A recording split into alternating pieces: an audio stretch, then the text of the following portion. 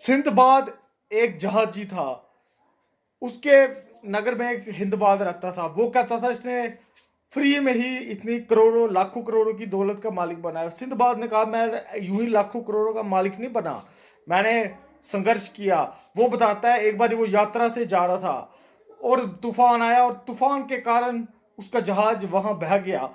जहाज बहने के बाद वो एक टापू पर पहुंचा। वहां के कबीले वाले इंसानों को खाते थे। वो उसे हर दिन अनाज देते, लेकिन वो खाता नहीं और वो सूखा रह गया और उसकी बलि दी और उसे मजदूरों में डाल दिया। मजदूरों के साथ रहकर वो एक दिन भाग निकला और वो एक देश के राज्य में पहुंच गया। वहां के राजा उसकी बुद्धिमत्ता से प्रसन्न हुआ और उसे अपने राज्य में रख लिया। इतने में कुछ दिन के बाद उसने देखा कि उसके पड़ोसी की पत्नी बीमार है और वो मर गई। तो पड़ोसी रोने लगा कि यार अब मेरा क्या होगा। उसने कहा तुम दूसरी शादी कर ले। उसने कहा यहाँ का रूल है कि किया से बंदे को पत्नी के साथ मरना पड़ता है। तो फिर सिंदबाद को ये जानकर हैरानी हुई। वो गया राजा के पास कि मुझ पर तो ये रूल लागू नहीं होना चाहिए, पर राजा को दया नहीं आई। उसने कहा जब तुम्हारी भी पत्नी मरेगी तुम्हें भी उसके साथ मरना पड़ेगा। इतने में सिंदबाद की पत्नी मर गई।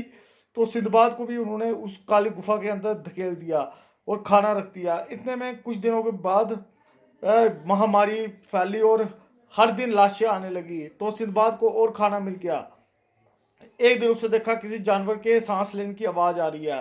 वो जानवर का पीछा करते करते करते उस वहां से बाहर निकला और खजाना वगैरह अपने साथ इकट्ठा कर लिया।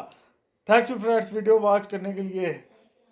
पर जाने से पहले उसने उसने देखा कि एक जहाज आ रहा है। उसने जहाज को हाथ दिया और उसके साथ बैठकर अपने नगर वापस आ गया। Thank you friends video watch करने के लिए।